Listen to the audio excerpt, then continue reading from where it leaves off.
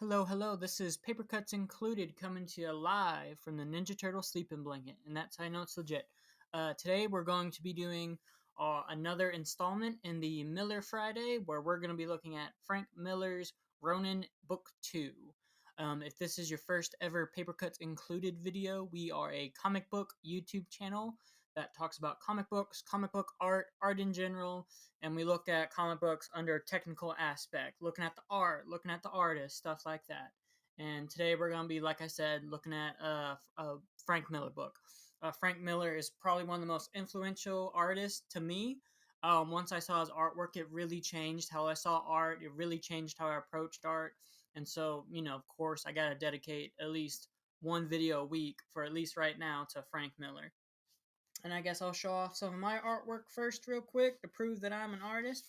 I have been practicing with Posca markers because I've never really used them before. So I got this little sketch that's not done yet. I might be doing some purple inlay on the gold parts. And then I have two other sketches I'm working on. We have this one, and then we have this one, which might be hard to see. I guess you can see them. But yeah, it is blue line pencil with the on the black paper, and then I put Posca over it. And if you like my art and if you want to see more, you can go to my TeePublic page, or not my TeePublic page. You can go to my Instagram page. Links will be in the description if you want to see more of my artwork. If you're interested in buying some, I have a TeePublic page where you can buy T-shirts, stickers, mugs, or direct message me on Instagram. Most of my artwork on my Instagram should be for sale. So without further ado, let's look at Ronin Book 2. If you didn't watch the first video that we did on Book 1, I highly recommend it. It is one of maybe our second to longest video that we've ever done on the channel. And I think it's the third best well received video, and it's really cool. I'd like to thank anyone who's watched that. It's meant a lot to me. I think it's at 35 views right now, and our highest video is at 43. So that's really cool to see it. And I put a lot of work into it, and I'm really glad it turned out really good.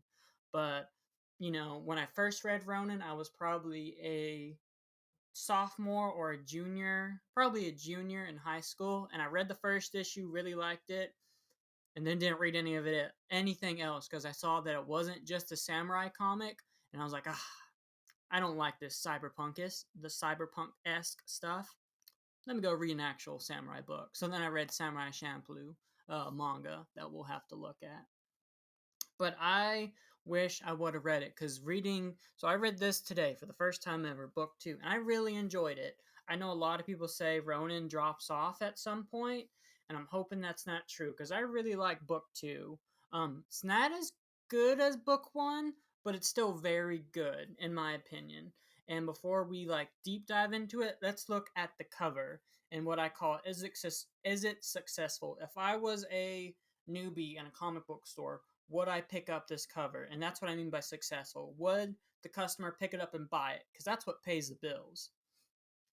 And it is a very nice wraparound cover. I like a lot how it has the Ronin's face on a monitor with, is it McKenna? McKenna, one of our other supporting characters. I think it's a good cover. I think it actually is one of the weaker ones in the Ronin. I would give it a 6 out of 10. It's just kind of bland. Not a whole lot going on. It's not that super iconic first cover. It's very. I feel like some people might walk past it because the colors are just not that vibrant. You know what I mean? And it just looks like some generic sci fi book. So I give it a 6 out of 10. But look, let's see who's talked about. Steve Gerber, Chris Claremont, and Lynn Wynn. Or Wine. Probably Wine, I'm guessing. Some really big hitters talking about Frank Miller's book. This was done by Frank Miller, who is known for his Dark Knight and Sin City and Ronin, and then Lynn Varley, who colored his Dark Knight, and then Joe Costanza is the letterer in this. So let's keep looking at it. Very interesting, opening page with these very different tones of color. Like in the first issue, it's very almost earthy tones for a lot of it, and now we're getting some really warm tones. Like the hands are the orange, the bars are red, very earthy tones. A violet sky, and I think that's really cool coloring right there. And we could call this issue the Tachi issue, which is probably what I'm going to put the thumbnail as, because all throughout this issue, he's looking for Tachi, which we don't know what that is, but we get payoff at the end. And really cool. I'm going to have to do a print of Ronin in his futuristic getup with his futuristic arms, and I think it's really cool. A really good panel right here showing just how what the city looks like. In the first issue, we established that New York's not doing so good, and there we just get just a dead body right there as soon as he comes out of the sewer. You know.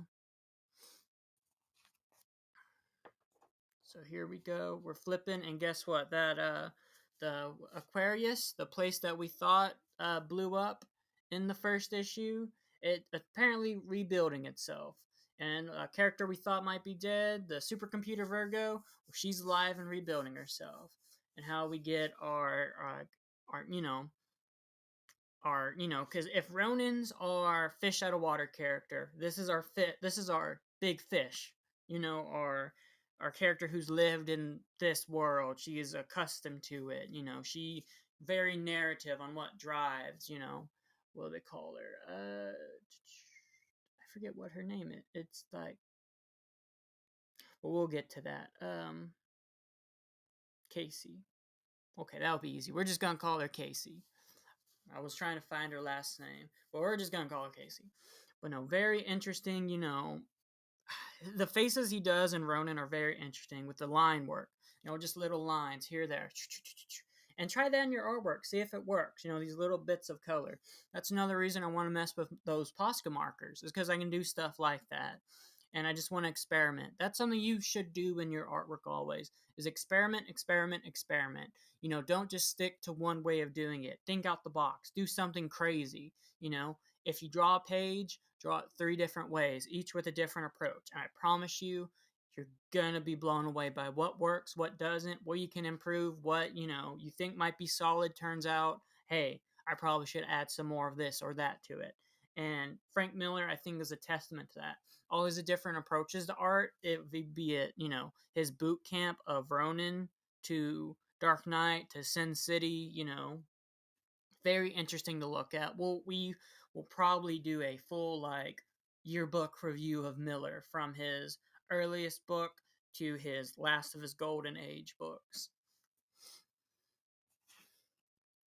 But no, here we go. And a really good 2-page spread. Some people might think this is a weak 2-page spread, but it would be if it wasn't for the smut or the smog that he's portraying with those ink dots, just throwing the ink, and I think that really adds to it. Without it, yeah, this would be totally such a boring page, but it's not. It's super interesting. It's super, I'm gonna remember this 2-page spread and be like, I need to try to do that, do something, and all it is him throwing ink on the page, and yet it adds so much. So just remember that little things add up to big things. So remember that when you're talking about art. Next page. We get the Ronin traveling. He finds a robe or a blanket. He takes it with the Amada Buddha. That reminded me of Shaolin Cowboy. I don't want to mispronounce it and offend anyone, but he says something similar when he's giving thanks to, or Buddha be praised. But yeah, here we get some, man, Frank really has some interesting future-esque personas, right? Like Food for the Wretched. One of my favorite Miller things is the Martha Washington stories. And that, I feel like this could fit in that. It's proto Martha Washington, which you need to check out Martha Washington.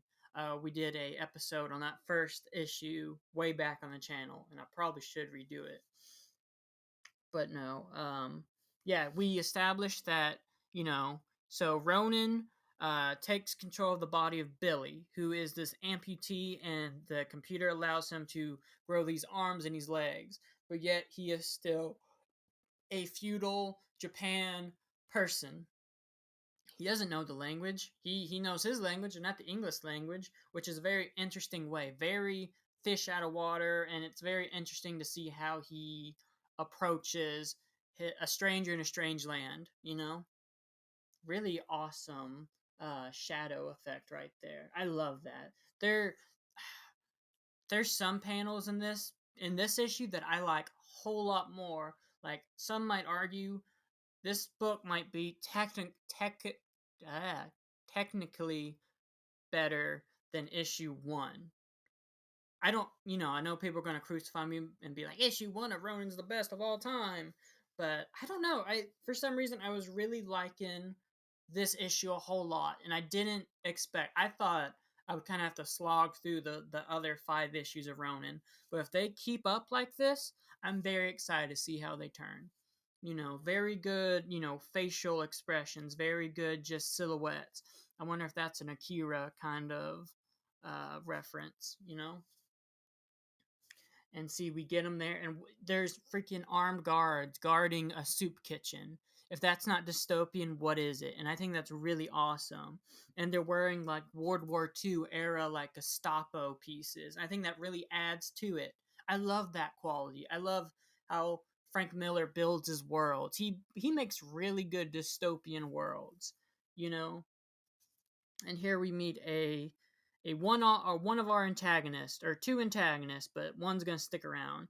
A sister and Packrat, and this sister does not like Packrat or sinners, so she throws them out as soon as our Ronin gets there.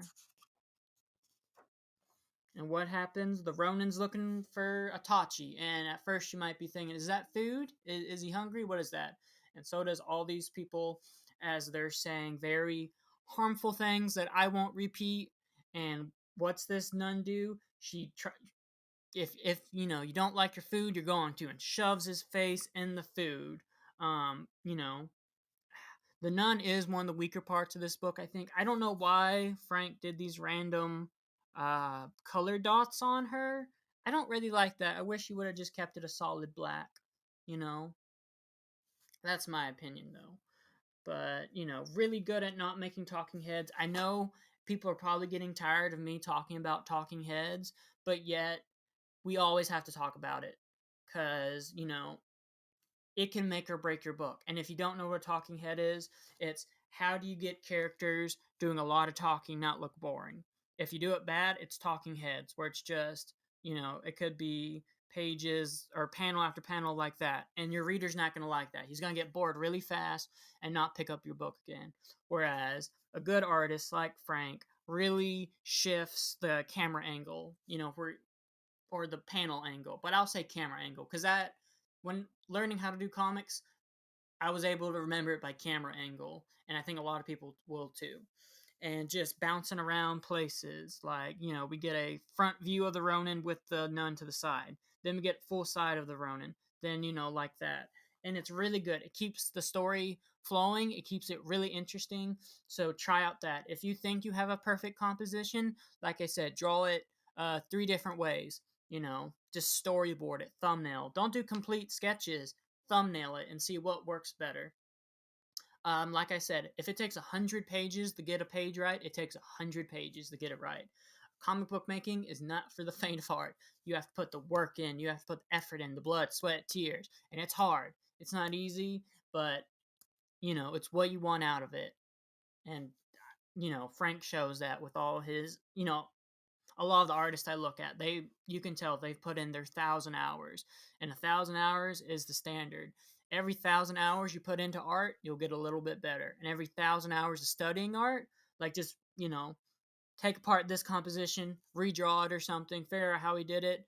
You do that for 1,000 hours, you get a little bit better, and that's all this is studying and doing. And if you really love it, you got to do that. You can't take shortcuts with this. But no, really good. I think, was that our first almost full figure of the Ronin in this issue? I think it is.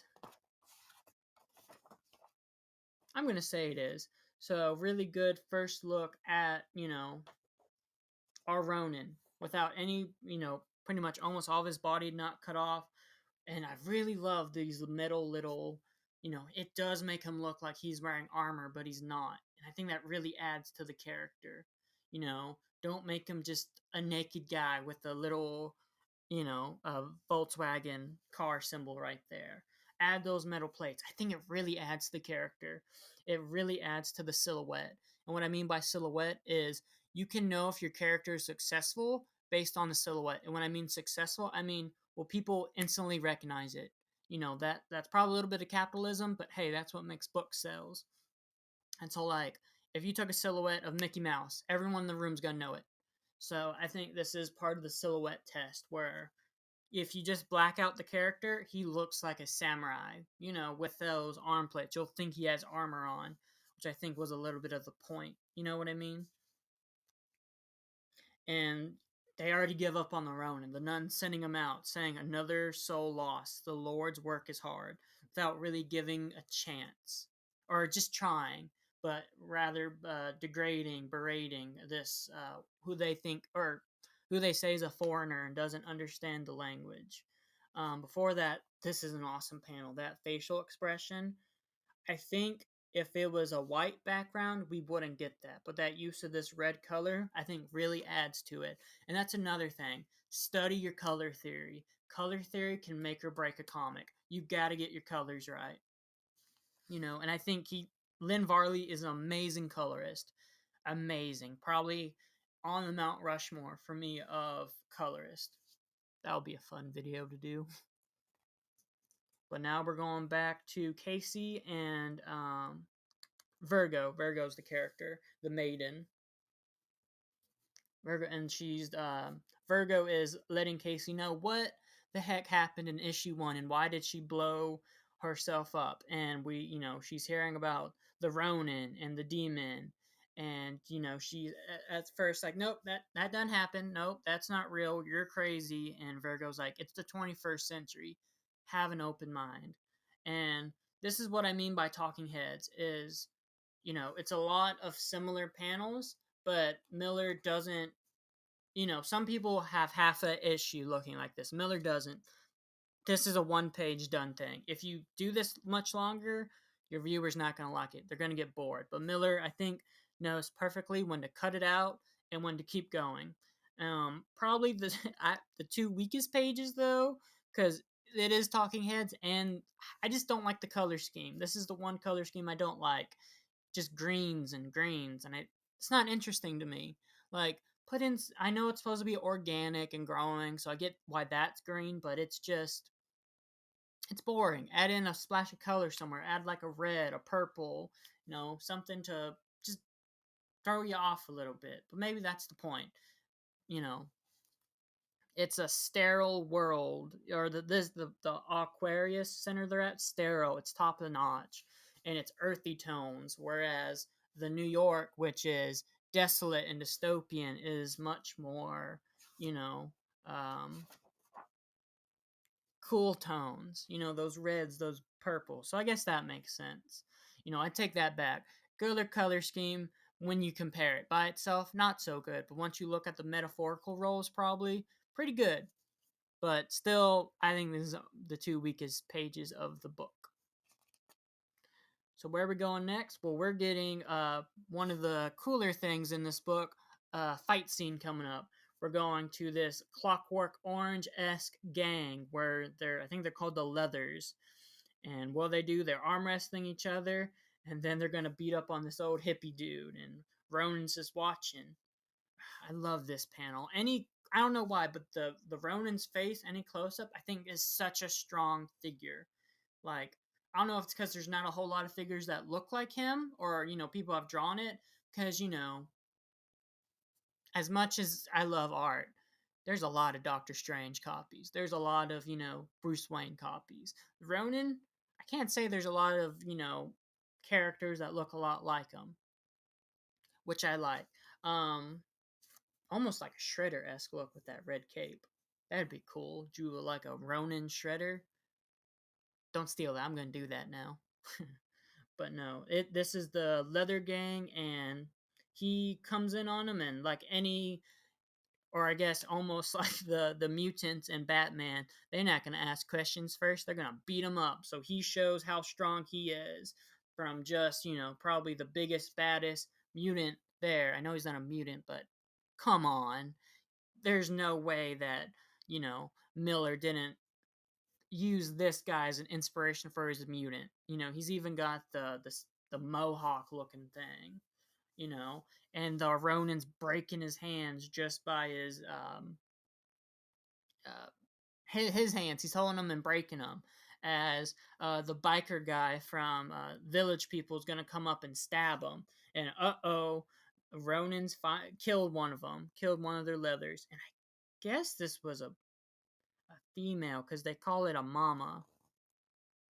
Yeah, kill one of our mamas. So, and I just noticed the bra. So, hey, that's interesting. But no, now we're getting a little bit of an action scene. The Ronin we think's about to, put the hammer down on this gang, defeat them like every good hero do. One guy versus 20 and defeats all 20.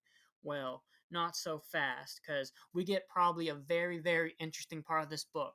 They show him a gun, and he doesn't know what a gun is, and then they fire and he gets hurt. And I think that's really intricate, a really great story device. Don't we're showing the character is not invincible. We just showed he's super strong, and he he's back. So we don't know his we need to establish the rules of the game is what I'm trying to say. You need to establish, does he have a weakness? Does he have, is he all powerful? But no. He gets shot and he gets hurt. Like these two panels are so good at showing how hurt he is. And the next pages really amplify that. And I think that's really important in a book is you have to set up the rules of the game. And that's good writing. If you don't, it can work like, Spawn works by not really knowing his powers, but hey, some people might hate on Spawn. It's good for a little bit. But here Miller does a really good job at establishing that this character can get hurt. He might have robot arms now, but he can get hurt.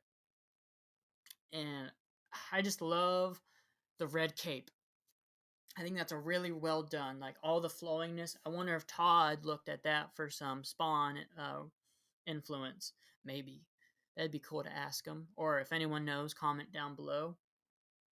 But no, just really good panels. This, he's showing it dystopian.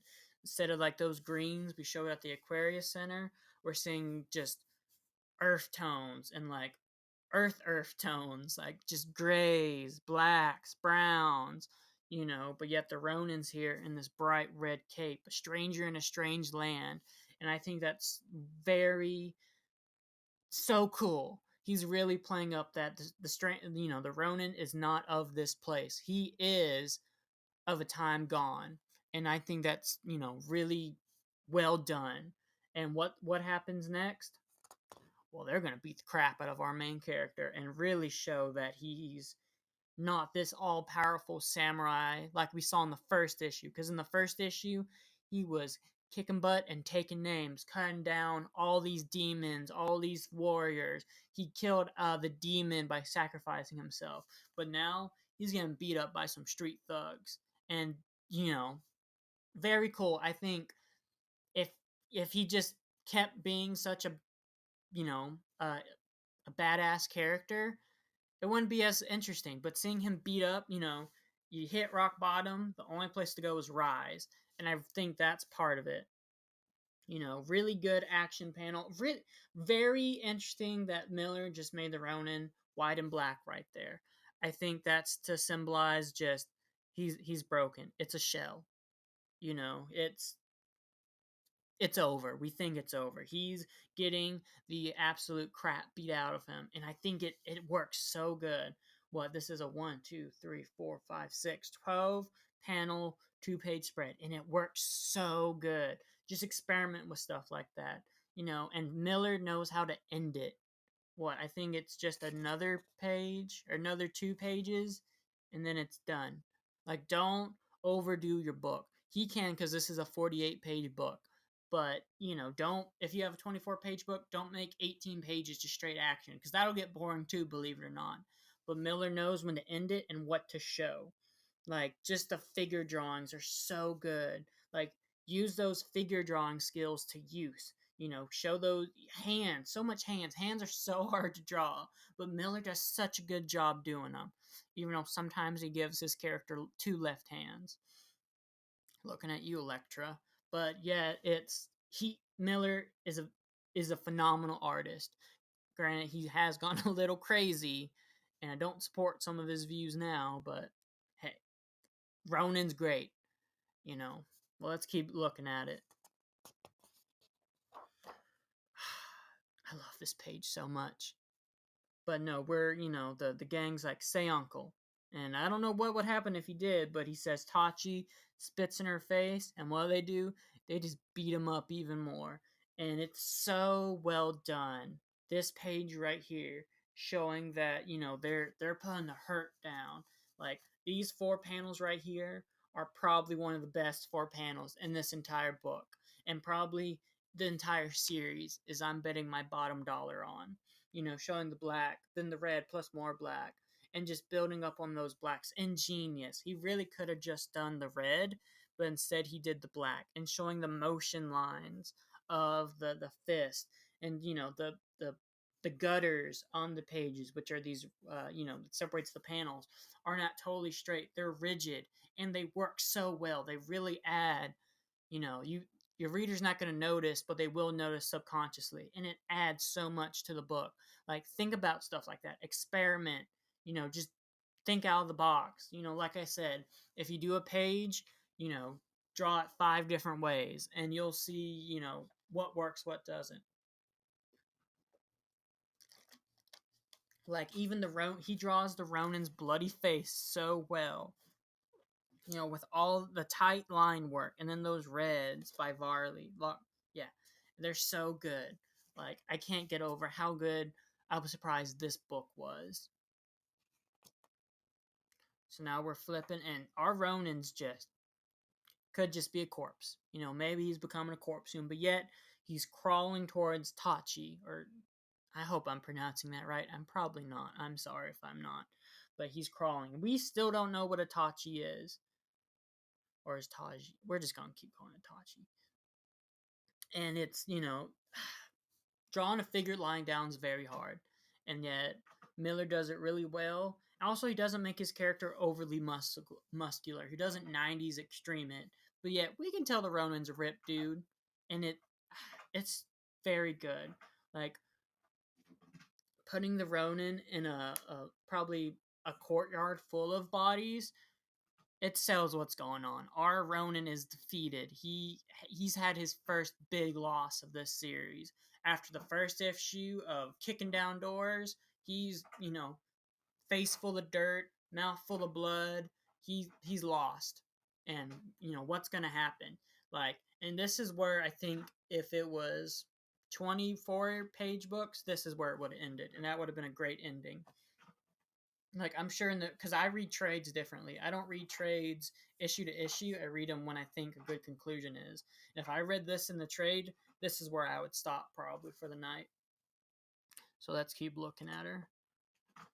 No, I bet this would be because yeah, it really, yeah, these would be the last pages if this was like a single issue, because it's 48 pages. So if they split it into 24, I bet your bottom dollar this would have been the conclusion of that issue is, oh my god, did our main character just die? Like, what's gonna happen? What's he gonna do? A really interesting color scheme. It's, we've seen this dystopian New York in the first issue, very dark, very cool tones, but this issue's very warm tones. Like, maybe that's because the Ronin and the demon are here, so it warms the world. There's something approaching, a fire is happening, but maybe that's me looking too far into it.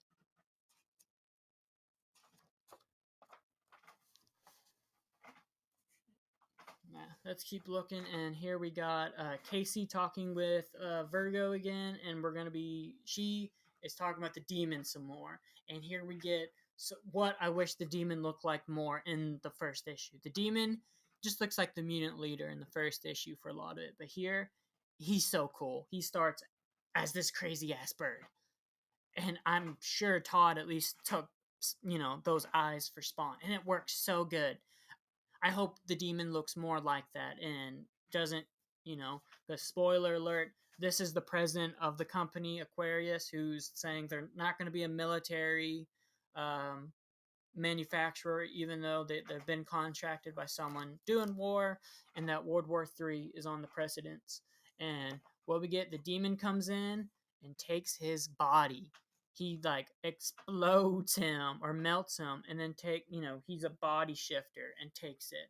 My only complaint is if he could do this the whole time, why didn't he do it to the Ronins?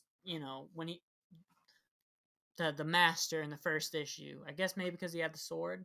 But no, Azag, which is the demon's name, looks a lot better in this book than he did in the first one. Like I said, I wish they didn't show. I wish they showed less of him in the first book. Make him very, hide him, do the bird thing more, because he's just Miller just draws him as a big buff dude in full panels, and that's not as interesting to me. What's more interesting is doing more stuff like this crazy bird, you know. And so he takes control of the body, and yeah, and so Casey is going to be sending her I guess, remaining security force because they got hammered by the demon in the first issue to go look for the Ronin or Billy. I think, they still have hope that's going to be Billy. And I wonder if Casey was a inspiration for Martha Washington because a lot of the stuff they say about Martha, they say about her. With from our curvy little camaraderie, Miss Iron and Blood herself, with a minefield for and then she walks in and they all have to shut up. So that's, curious to see. I wonder if a lot of Ronin's books are in the same universe. Like Martha Washington, Ronin, not Sin City probably. But if, some of his dystopian books are kind of similar. But now we get in that character all the way back from the nun, dragging the Ronin away and hiding him from the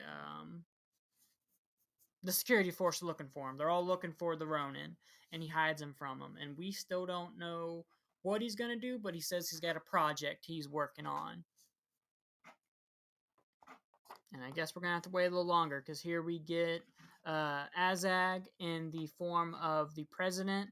Which, yeah, if you're gonna make him still the antagonist, he did a good job. Like, how many a-holes in comics wear capes? A lot of them.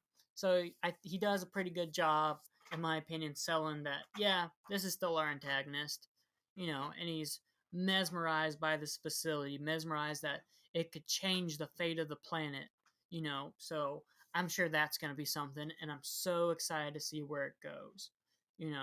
And I think a subtle thing that Miller did is it's a purple cape, which is could be a shade of red, or red's a part of it, and Azag's red and yellow, so there's still a part of his color scheme in the body swap, and it's subtle, but I like it a lot because you're still playing up that that's the demon just in a body form, and he's wearing a cape.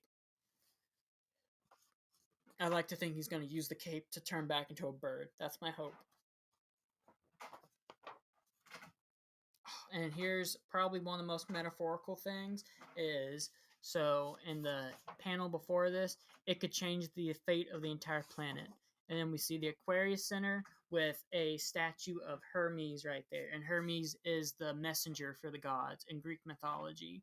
So I like to think it's Miller being like, yep, he's going to message that this is the end times, the last horn blow by Hermes, stuff like that is how I see it. I could be wrong, but that's how I read it. It's also just showing how dystopian, all the rubble's going on. I'm sure this was a grand monument in New York, or is that a New York monument? I don't know.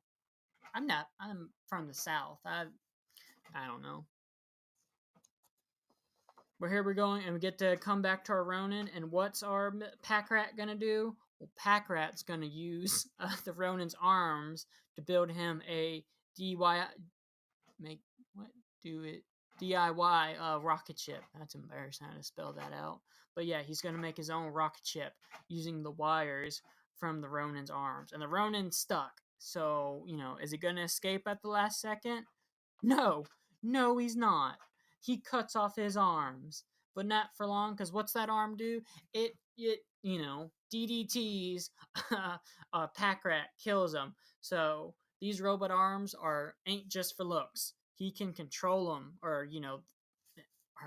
like they're still his arms. They choke him out, and he escapes, or he's about to escape. Um, Real interesting.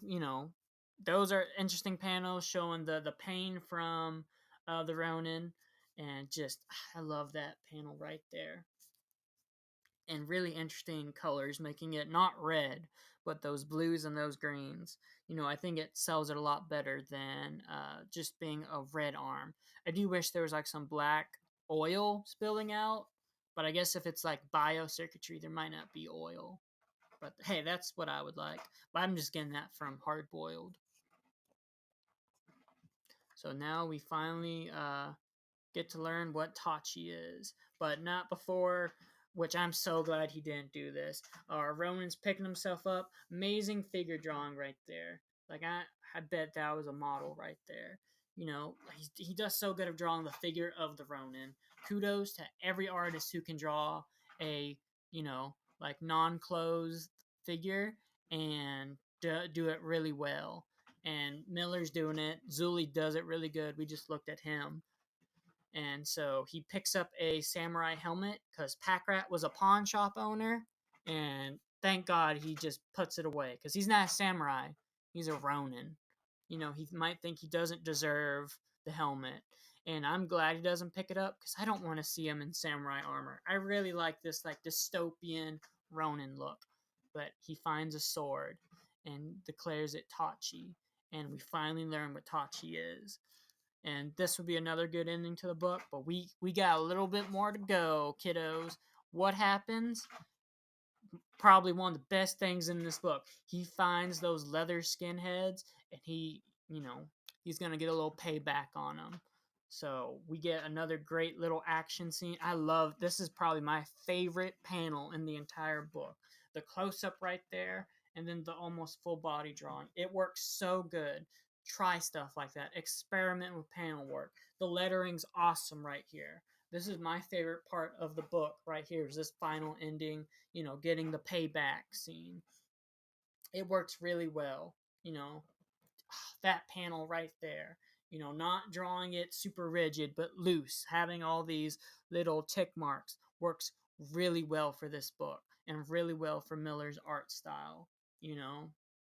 And doing the little bit of red in his eyes because he's been through the ringer tonight. He's been shot. He's been beat up. He got an arm lasered off.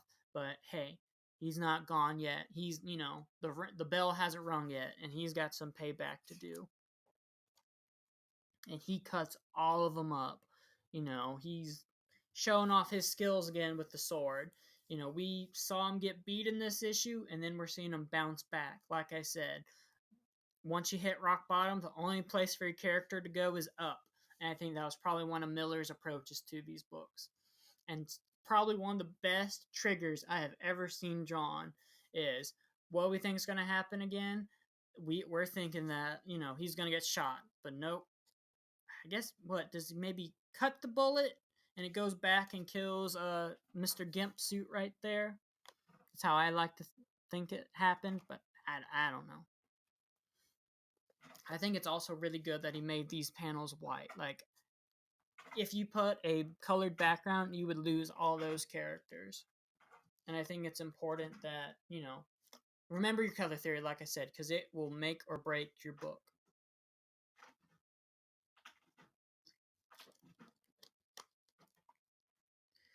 But no, and you see, like, a difference between this panel and this panel. If you added that color scheme to this, you would lose those characters. But on next page... And so we're, I was thinking, oh, is this skinhead about to be part of the book? Is she going to be a main character? Nope. He cuts her down which shows that this is a new Ronin, because there was a woman in the first book that he didn't. Granted, that woman didn't, almost have him killed, so there's that difference. But no, now this hippie guy is saying that, oh, actually, let me be your manager. You could be top dog here, and we'll skip a lot past it. Really good coloring with the use of like a flashlight, showing that yellow. Some people do really bad jobs of doing flashlights. Miller, I think, does it really well, and what is the oh almost, but no, yeah, I think I'm losing my voice from this video, but it's so good I could talk about this book probably a lot longer than I am. But like I said, really good silhouette right there. Like you could do your silhouette test right there, and it just looks like a samurai, which is probably the point of those metal plates. And finally, the security force caught up to him, and they're probably, they're thinking they're going to take him in. Another 2-page spread. This is probably another part where the book could have ended, and it's the reverse. Instead of that black smog, we're getting white ink. And really good, um, you know, kind of showing the growth of the character in this issue from black to white. He didn't really know the world, and he still doesn't, but yet he has a better grasp on it, and that's probably why it's white smog this time instead of that black smog, is that there is change. He has found his sword, he has, conquered the people who beat him up, and stuff like that. And then what we get next? Well, they're thinking, or, they're trying to say that the Ronin cut those security guards down, or maybe it's the Ronin, maybe it's the demon doing something. But we're gonna get some pretty interesting, maybe it's gonna be some sci-fi weapons versus the Ronin in the next issue, and I can't wait to look at it next Friday. But no, there is Frank Miller's Ronin #2. Um, like I said, I think a lot of people say this book kind of drops off each issue. I'm really hoping that's not the case, because I enjoyed this book a whole lot. Like, I love the first 1 and 2 issues now, and I can't wait to read the rest now with you. But if you made it to the end of this video, thank you. Um, if you liked it, like, comment, subscribe. It really helps us out on the channel. Like I said, we are a comic book YouTube channel, so like this style of video is like pretty much 99% of our other videos. But if you like something, comment what you liked. If there's something I can do better, comment what I can do better. I'm a growing YouTuber with you guys. So, without really talking about anything else, I guess I'll send you on some marching orders, and I'm out of here.